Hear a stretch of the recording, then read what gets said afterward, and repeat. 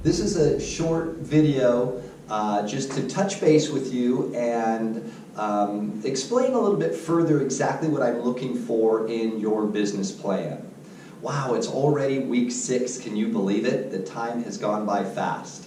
The rest of this term, what we're going to be doing is just focusing on the business plan and the various sections for the business plan. But I just wanted to give you a brief outline of what I'm looking for and a little better of an explanation. So what I want you to do is think of this as more of a feasibility analysis and less as a comprehensive business plan like you did in Introduction to Business BA 101. The feasibility analysis is really looking at whether the venture is likely to succeed or not. So that's a little bit different than us doing a business plan to just sell the idea itself. For starters, though, what I need you to do in looking at that sustainability is to figure out exactly what income is needed for you to live off of. When people would come to me for advice about starting a business, that's usually where I start with them is how much money do you need for your salary or for you to live off of, because then we know what the minimum is needed for that business to make when we're looking at the sustainability. Now, as I've mentioned in my written lectures before, this is a short plan, not the comprehensive plan.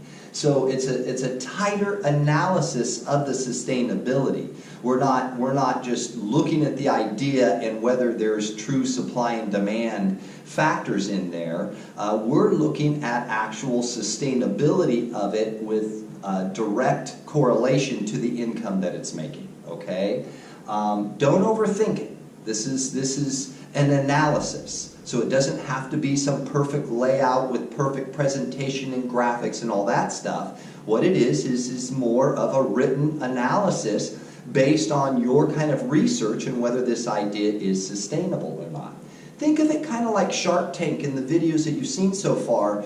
Those people are pitching their idea sort of in a short business plan way, discussing why their idea is sustainable so that they can take the next step or go to the next level in that business. So you're not really pitching it to an investor to go to the next step, but picture it like a Shark Tank group that you're presenting it to just about the sustainability of the idea.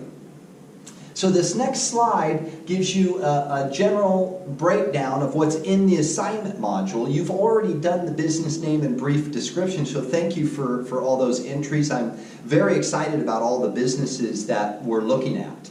So what you're going to be working on this week is the marketing plan, and again, we're narrowing it down from a comprehensive plan to just focus on the industry itself and the primary targets and then the secondary markets that your business might go after, and then the competition. And so what we're trying to do is to look at more than one market that you can be going after in this business to prove that it's sustainable. Then with the organizational plan, what we're looking at is the ownership for the business, how you would register that ownership, and how you see the business management itself. It ties back into your salary needs, or that first question of how much income is needed to sustain it. Because if you have multiple owners, then you're going to probably need to determine how much each of those owners need to make. But if there's only just the one owner, then we're able to just focus on what your need is. Then we'll move into promotional plan, and that's going to be more focused on how you can build a large audience for your product or your service. That larger audience that you're able to build will enable you to then focus on frequent customers who do repeat business. And possibly even move into ideas of residual income with like membership subscriptions or things like that where that residual income can really make the difference for a business. Then we get to the financial part of the short plan, and I've provided a one-page profit loss statement from an Excel spreadsheet that I want you to use. And it's just for one full month, because that's all we need to look at to assess what you would need over the entire time. But what I am asking you to do is expand the chart of accounts for income to 3 streams of income.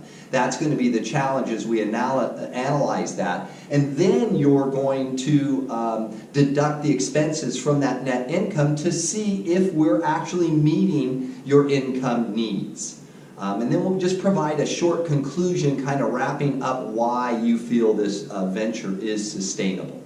So let me just give you a little example. That second slide there kind of gave you the outline. Let's envision ourselves opening up a small business, a local small business like a limousine company. Very viable small business for entrepreneurs. Very easy to start up. You just need a little wherewithal to be able to buy a limo, but you can buy a used limo, and you can run it out of your house so that it's a very low-cost startup and an easy venture to start up. You just primarily need the insurance on that car, and then you're up and running.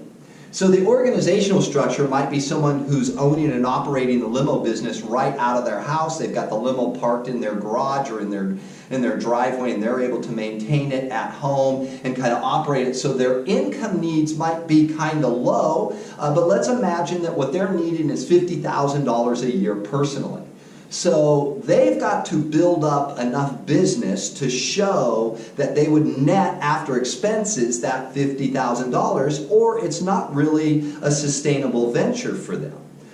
So we look at their target markets, and their main markets would be upper income households, those that go to a lot of concerts and events and use limousines for that. That would be the primary target market. Secondary markets, though, are people who use limos for airport runs, for example, or kind of as an alternative to Uber. That actually is a real bread and butter, both of those, especially the airport runs for a limo company.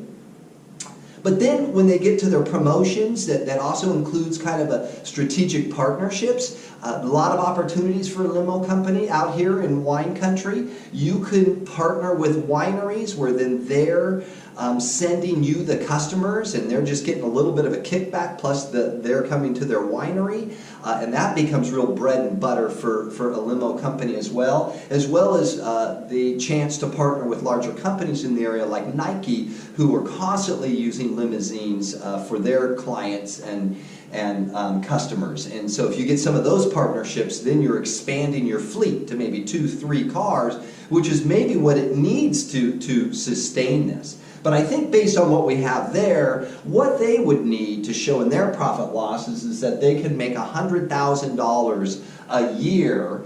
I would estimate about $50,000 of that in expenses that would then get them to their $50,000. In order for them to get that $100,000, they would need to show that they can do $8,000 per month. If a limo is about $100 an hour, then that's about 80 hours a month that the limo would need to be in use for them to get that $8,000, which is 20 hours a week, which is pretty reasonable for a business. The owner is also going to be the driver. They're going to be wearing a lot of hats, but that's pretty sustainable even with one car with an owner, driver, operator in order to get to possibly $50,000. So I think we could do a short plan that would prove this is a venture likely to succeed and it is a sustainable venture as well.